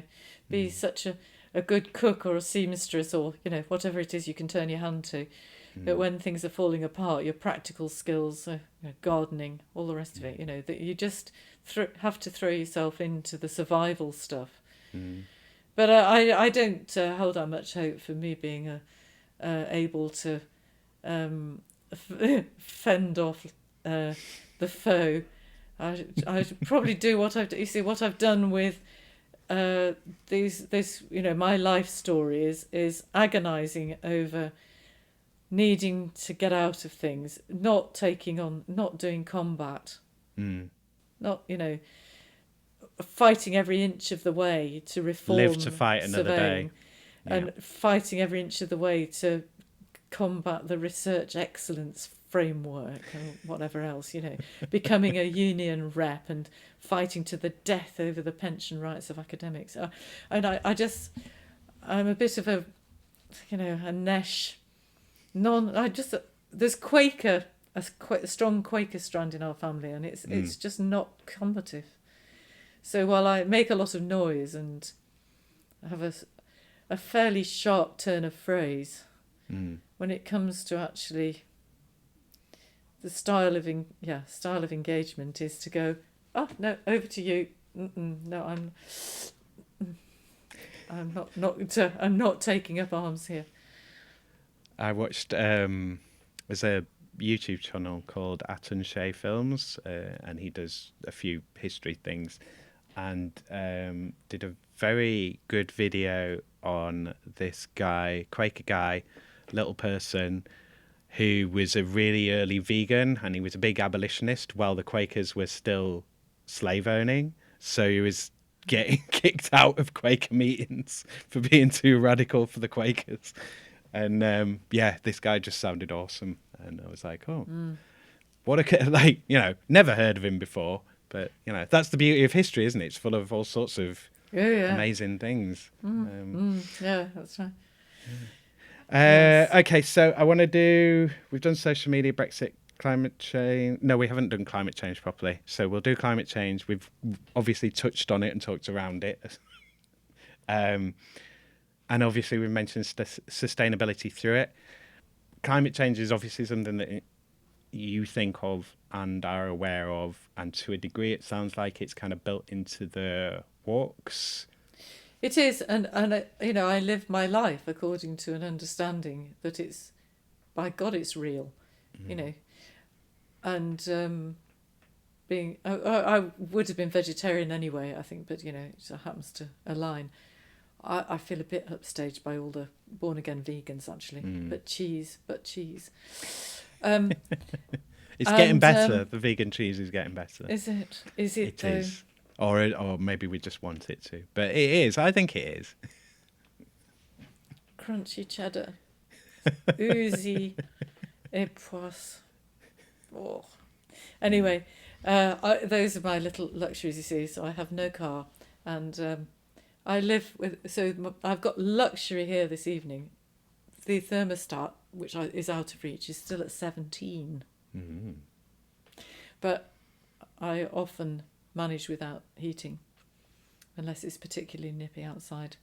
I wouldn't dream of having the heating on between, May and October. And I'm going to reluctantly have to crank up the temperature and strip off the layers when the American daughter and family come over, but with some resentment. So climate change, ever-present reality. And since I was a little child, I've understood that everything's connected, and you just keep on filling in more of that innate sense as I go through my decades. Take it very seriously. But I was also a bit perturbed early in this century when climate change completely sort of took over, was shoved to the forefront ahead of the other elements of sustainability. Whereas to me, all of that is intimately connected. I was trying to persuade people back in the mid-noughties. I said, look, the best thing you could do on social justice and resilience and economic development and reduction in energy use and pollution would be to train up a massive number of people to retrofit homes Mm. 20 years ago I was saying that. I mean, single-use plastic should have been banned 30, 40 years ago. The whole thing, the fact that any of this is still... It's just... What is this place? Where... Well, there's too many vested interests in business as yeah. usual. Yeah. That's the trouble, isn't it? And that people are selfish, greedy, lazy, stupid, well, even when it does everything, like, going into this century, we were told, like, you will have resource wars, there will be pandemics, there will be this, there will be more natural disasters. And lo and behold, so everything that we were told was going to happen is happening and ongoing, and still nothing. Like, literally, I mean, in terms of there's print and so on, but still nothing, basically nothing. It's amazing. Absolutely astounding. Especially when you look back at history, narratives of history of like, oh, this thing happened and it was really terrible. But then everyone sorted it out and they all got together and they did some stuff and things changed. Or maybe they didn't. Maybe it's just a load of stuff happened to them and they managed to survive. Well, little remnants of humanity have survived some terrible cataclysms. And, I'm reading Peter Frankopan at the moment, The Earth Transformed. So that's his long view on history, but relating it to, the waves of, climate change as well as all the other elements that influence the way humans interact and thrive or not. And you just realise that, there've been so many times when people have loused it up and millions die, and then the remnant manages to get its act together again and recolonises the places that become more habitable once more, and then you just feel like an infinitesimal little speck in an Augenblick, as the Germans rather wonderfully say, the blink of an eye, in terms of the long story. It's all very sobering. Behind me there, you can see at the end, Sapiens and Amadeus. And then Jared Diamond, Guns, Germs and Steel and Collapse. These massive texts. The Upside of Down. Our Common Future. The Brundtland Report of the mid-80s, which had it all set out. All of it. But then, after that, the Earth Summit, we know exactly what we need to do. But there are too many people for whom it's not in their interests either to change their mindset or their way of doing things. And in fact, quite the opposite. It's in their short-term interest to keep on with not only consuming a load of stuff themselves and making a load of stuff and exchanging a load of stuff and throwing a load of stuff away rather than dealing with it more responsibly, but to do more of it and to find even cleverer ways of foisting a load of crap onto... But excuse my language, It's the solution for everything now, isn't it? What if we did... is that causing a problem? What if we did more of it? If we did more of the thing that's causing a problem, that would help, wouldn't it? Sorry, what? Yeah, doing more of the thing that makes the thing bad makes it better. This is what we've decided with our expensive educations and our huge salaries. Do the thing that's making the problem more. Well, because this is people who are not actually examining causes. Well, no, they did wanting to face up to reality. Yeah, and there's some very powerful voices amongst them, and other voices that should be to the fore being suppressed. I mean, literally, it was happening on Twitter. I mean, I've seen various things now on Blue Sky showing how people have posted identical things all simultaneously, as near as you can, on the two different platforms, and then after a certain period assessing how much engagement there was over that same time period, and being able to demonstrate that there's obviously some way in which the algorithm is just keeping things under on Twitter, whereas if you use Blue Sky effectively, we're still learning, and it's still being developed, isn't it? So it's much more crowdsourced in the sense of how it will evolve, I think. And let's just hope it can stay that way. I'd be prepared. I've meant to put up a post, actually, and I refuse to call them skeets, by the way, because that sounds more like a butterfly dropping.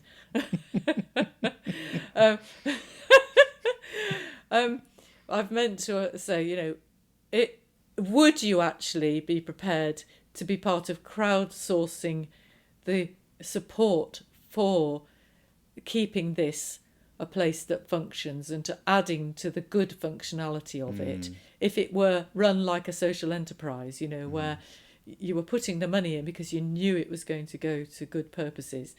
But I don't know. I don't think I'm the best person to start that conversation, really. On the other hand, who knows? Who knows? But it strikes me that I'd rather that than either the thing falls over for lack of there being enough capacity to deal with building it successfully, or that it gets taken over by the forces of disinformation and all the rest of it, and sheer wickedness, and that there aren't the mechanisms there to try to keep that from getting out of control. I won't say suppress it, because it's it's very difficult, isn't it? It's the whole thing about freedom of speech. Oh my God, what a can of worms.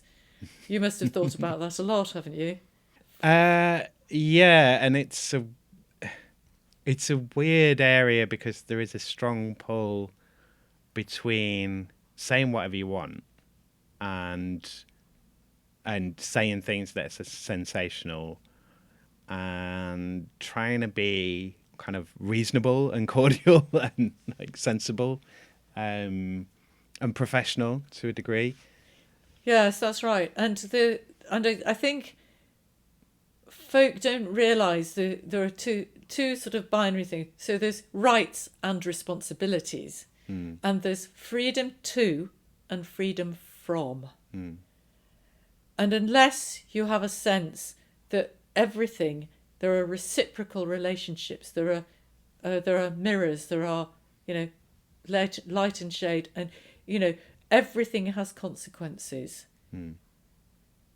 If you don't approach communication with those things as kind of filters and guides and so on, it's going to go badly wrong, isn't it?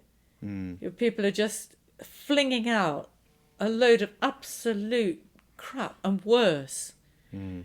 They're literally accusing people of what amount to crimes with not a shred of evidence, naming names, and causing people to be trolled and doorstepped and worse. It's just, yes, it's completely unacceptable and criminal behaviour. But where you set the thresholds and what you do about that it's very tricky, isn't it? Really hard. When you can't rely on people to self-police or to apologise or take down their own dreadful. I mean, the stuff that was coming into my timeline recently. Yeah, because I can imagine. Anyway, so we have to hope for the best, prepare for the worst. Yeah. Throw yourself into the things that you enjoy, as long as it's not causing disasters for other people. Yeah, exactly. So low impact, things that make life worth living, and trying to do one's bit to enlighten, to inform, to engage, and hope to steer people more towards living more sustainable ways of life than not. But it's tough. Live in your body, live where you are. Don't live in your mind and in adverts and. Yeah, well, people have been fed so much of this, oh, well, it's only normal to want to have this, that and the other, it's consumptionomics, affluenza. I've got one of those books that they're consumptionomics. I can't actually say it, but affluenza is an old text, isn't it? Well, people forget how much we have been trained, like within my lifetime, as consumers. And and again, I've said on the podcast of I remember conditioning my parents to go and buy me stuff and to go and throw stuff away. It's like, why are you keeping that? Why are you reusing that? Don't reuse that. Throw it away. Buy a new thing. This is disposable. Because that's what the adverts were. That's what I grew up with. Buy the latest thing. Buy this brand. Buy that. Because you're that bit younger, whereas my parents grew up through the war. So yeah, I was. My job was to destroy that generation's resilience and what they'd. Yeah. And then I came back 20 years later. You stop throwing stuff away. If you could change any 3 things about your work, what would you change? Well, one is I wish I could be more efficient. I make heavy weather of stuff, and I think I get worse as I get older. So I don't dash things off and, just make do. I have to have, everything has to be properly worded, properly set out, But on the other hand, it's that kind of, it's not perfectionism, but it's quality. Wanting to do a decent job. Yeah. It's part of being professional, I feel. Yeah. It's your work ethic. It's like, this is the standard of my work. This is how I deliver it. And I also think that it's part of being courteous to one's fellow human beings to write as clearly as you can, use punctuation effectively, and so on. It's just not creating barriers to immediate comprehension. Okay, I sometimes use rather long words, but I don't do it wickedly, I don't think. And generally try to make it easy for the reader. So I do spend a lot of time on that, but I faff around more than I should, and I forget things.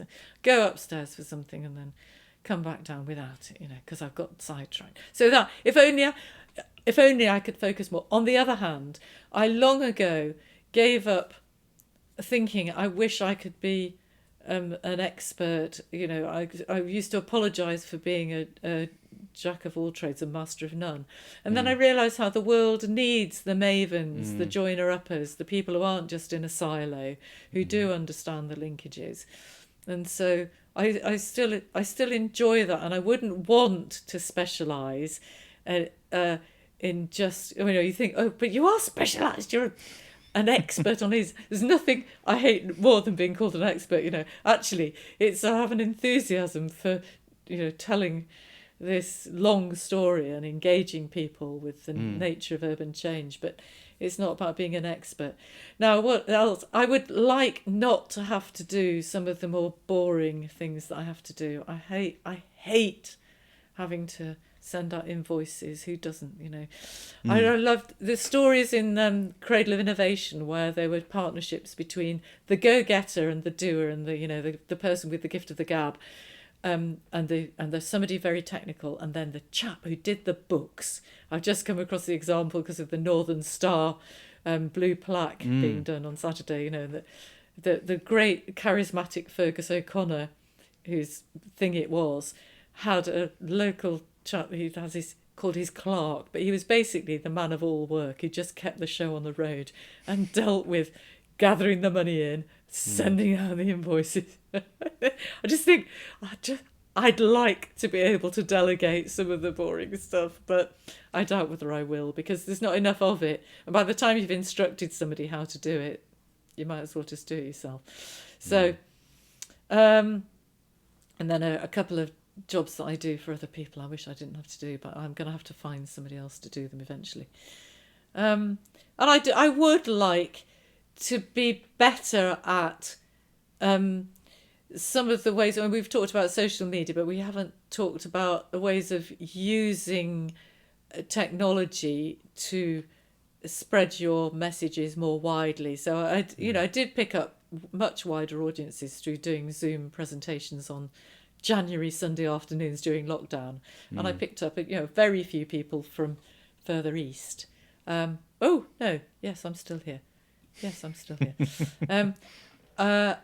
And some from quite a few from North America, which was lovely, and a few from other random places, which is great. So, but I would like to be able to do, these live streaming things, or to do more broadcasting, more recordings that would be me out and about talking about the things that I enthuse about. So that is still an ambition. So it's kind of what I'd like to change, is me getting over the hurdles of actually doing that and enacting that as a sort of micro ambition. I would say just go for it.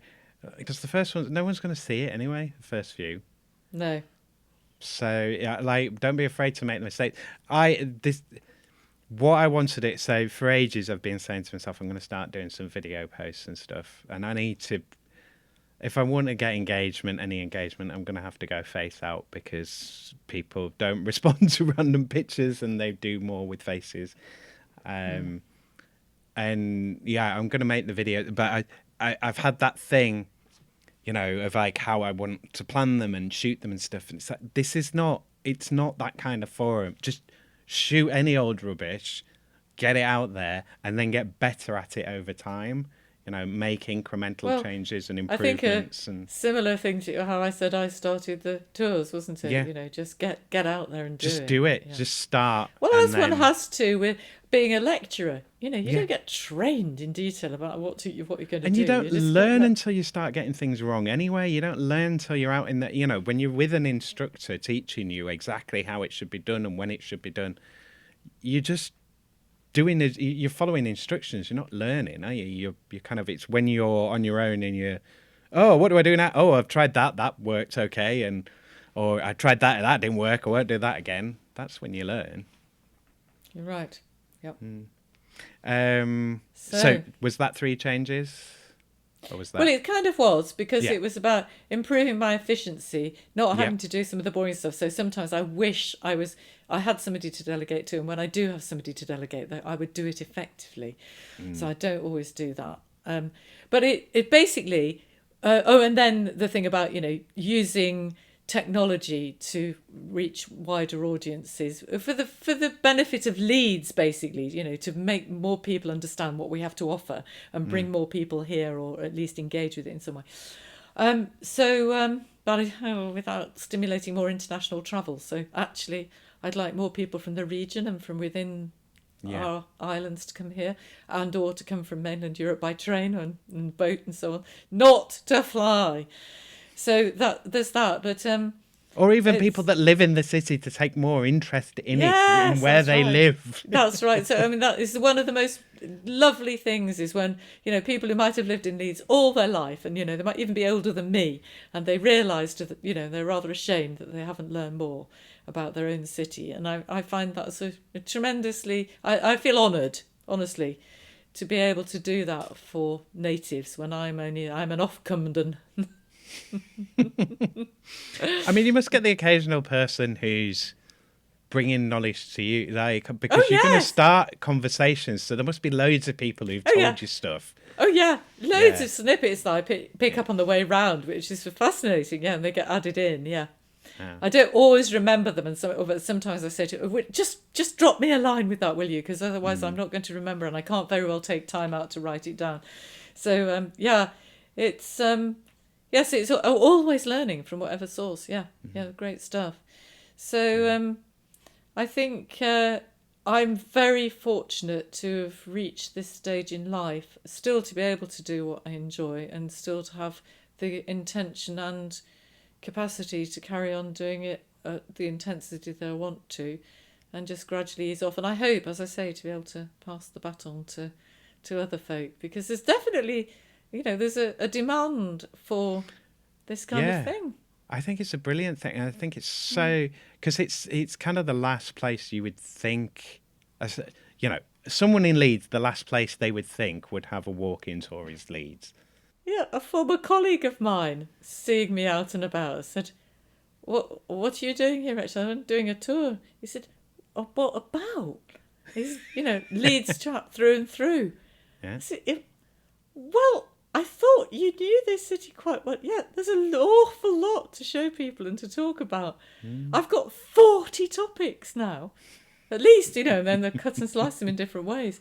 But 40 headings, 40 titles. It's astonishing how, and there are still, big ambitions for things that, will I manage to stop myself picking off too many of them in this coming year? Probably not, no. No. Anyway, I could go on and on. I used to think, people ask me a question and I used to go, do you want the, back of the envelope the short answer or the whole answer. Or do you want lecture 4? And now it's look, I can talk on that topic for 2 hours, and be careful what you wish for. Okay, so right. I'm going to ask my last question, the UBI question, and you've kind of answered this. We mentioned it as we went through.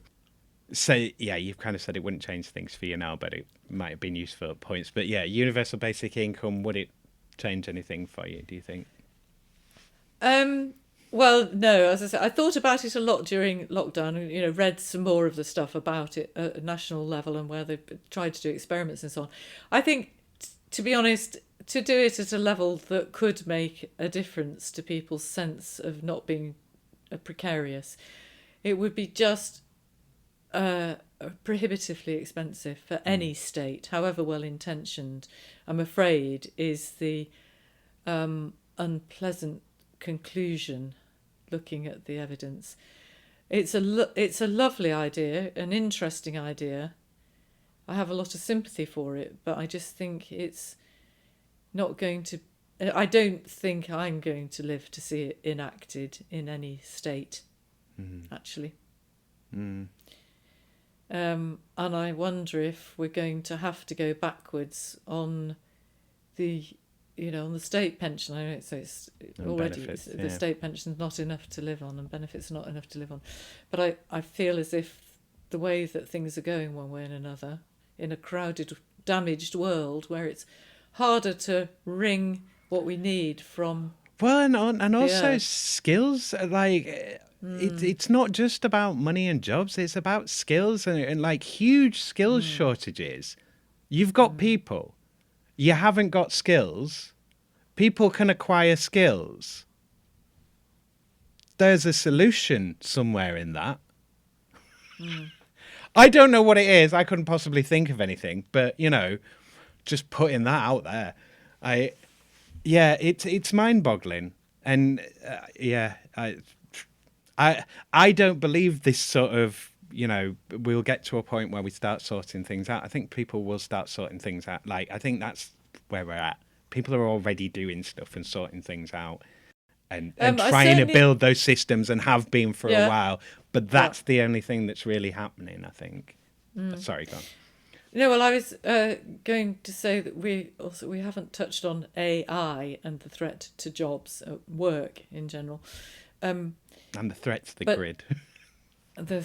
All the electricity for that, yes, and all the nuclear power we need to bring online for it. Except we won't, and it takes too long to bring it to fruition anyway. But it's not like we talk in any realistic way anymore. People just say things online now. Oh. But I think, we don't these days have around us loads of unemployed descendants of croppers and handloom weavers and cartwrights and barrel makers, do we? And Fletchers and so on, who say, my father was put out of work in 1812 or 1634 or whatever, and none of us has ever worked since.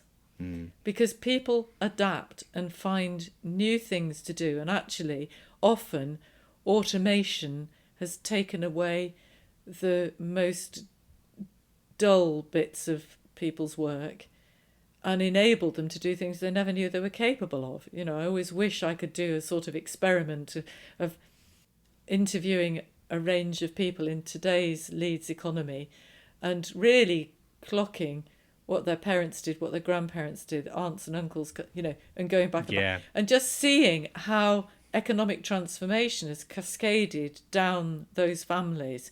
Yeah. And how, you know, people who are now weaving websites a few generations ago were with the old shuttles, you know. Yeah.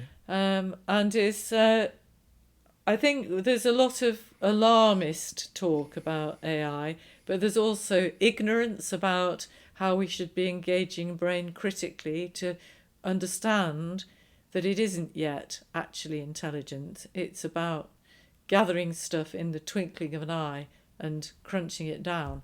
That is not creativity. That is not solving problems. That is just still condensing. Just a mechanical function, isn't it? It is. It's just a calculation. Yes. And the fact that it comes out in the form of sentences that are properly punctuated, which sometimes well, makes people believe that it's more intelligent than it is.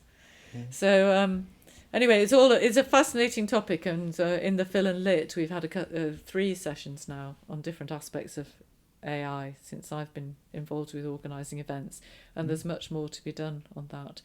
So yeah, the Phil and Lit, by the way, has been, you know, it's been going since 1819, and that yes, rather it's one of the older. So yeah, my knowledge on all of this stuff is vague, but so what I think is that the university started as the Mechanical Institute, and then it built up from there. No, so like no, the Mechanics Institute, it's like an engineers or thing. mechanic. Right. Okay. No. It was so the Phil and Lit was basically, that was professional men who had no other way of engaging with scholarship more widely than to band together and then invite people at the cutting edge of science and thinking and come and tell us literature. What you found. Come and tell, yeah. So, you know, obviously they had to come to Leeds, and even in the days before the railways, you know, that must have been quite an undertaking. But, you know, they had this lecture programme, and we still have that, you know, throughout the year. And the lovely thing is now, you know, you approach people wherever, and if they're able to do a talk for the Phil and Lit, and you know, this long line of people that includes so many amazing names over the couple of centuries, they're likely to say yes. It's lovely. So the beginnings was that it was people interested in sort of Enlightenment thinking, and it was just before natural philosophy started being referred to as science. Scientific method was still evolving, and well, as it's ever evolving, and romantic literature and painting were taking off. You know, there was an air of obviously of people wanting to learn, but we still only had Oxford and Cambridge as higher education institutions, and while Scotland did quite well with their old universities, but in England it was hopeless. And if you were a not Church of England, you couldn't go to Oxford or Cambridge. And so the dissenters, the Unitarians, the Quakers, the Baptists, the Methodists and so on, they were keen to have an alternative means of learning. Eventually we got a college, you know, but not until 150 years ago. But there had been, the Mechanics Institute started off in the 1820s as a way, at least young men could go and learn to a higher level some of the skills that would help them with their practical work in the factories and mills, and they had access to wider literature as well, and so on. So, and then that sort of faded out once we got compulsory and free education from the 1870s, and then the beginnings of the universities from the middle of the 19th century. So the Mechanics Institutes filled that gap of the early industrial period through to more sophisticated, well-founded places of learning for everybody. Yeah, so nice. Yeah, but the Phil and Lit limps along. I mean, we've got back to nearly 250 members now, but it was dwindling. And now, since we've had a new website, these things can work. We have had more visibility, but we need more communications help with that as well. So when you're in a crowded world, you do need specialists to help you to know which channels to use, how to use them, and to keep at it, so that you get your messages across in the right way. Yeah. And I think you need help with all of that, unless you're just prepared to grow at an organic rate where it's word of mouth. And nobody wants that. Don't do that. I'm doing that. It's horrible. It takes forever. Don't do that. It's awful. Get someone with an audience and get them to promote your thing. That's the way to do it. Okay, so that's all my questions. Where can people find you if people want to get involved in a walk? Will they have an opportunity to do so next year?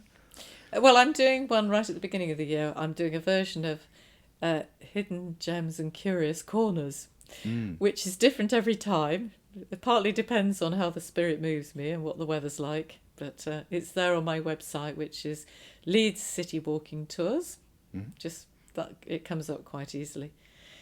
And you can sign up to the newsletter there, I guess, or mailing list. You can become a subscriber. You just subscribe to on the website, and then you'll get my very occasional emails. I do not deluge people with marketing materials.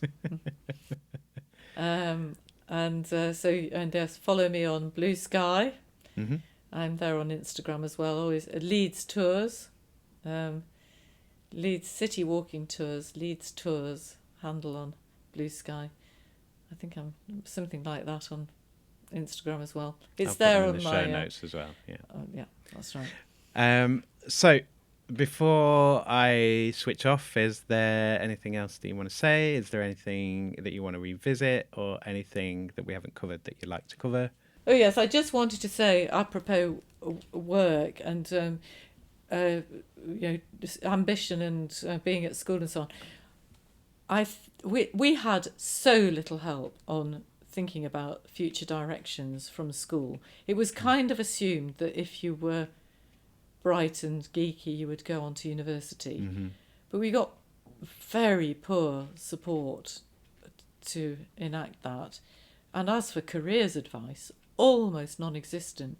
So I would say, yeah, careers and advice. Of course, the trouble is that teachers we don't even themselves, have careers now. Well, the teachers only have usually experience of one career, and that's teaching.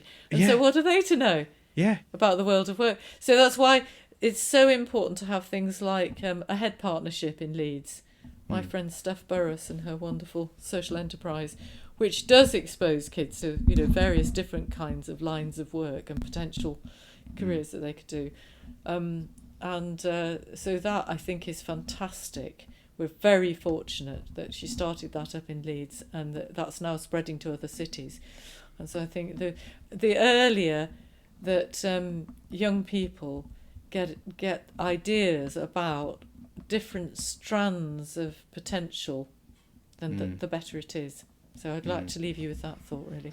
Thank you again to Rachel for being my guest. Thanks, as always, to all my guests, and thanks to you, Leeds, for being my subject. To find out more about Rachel and the place where you live, go to leedscitywalkingtours.co.uk, facebook.com/Leeds City Walking Tours, or instagram.com/Leeds City Walking. If you'd like to contact me about working hours or any of my guests or their interviews or what the hell I'm on about at any particular moment or anything at all working hours related, even about being a guest, yes, you can do that if you're a lawyer. Then you can email me about the show at workinghourspod@western-studios.com.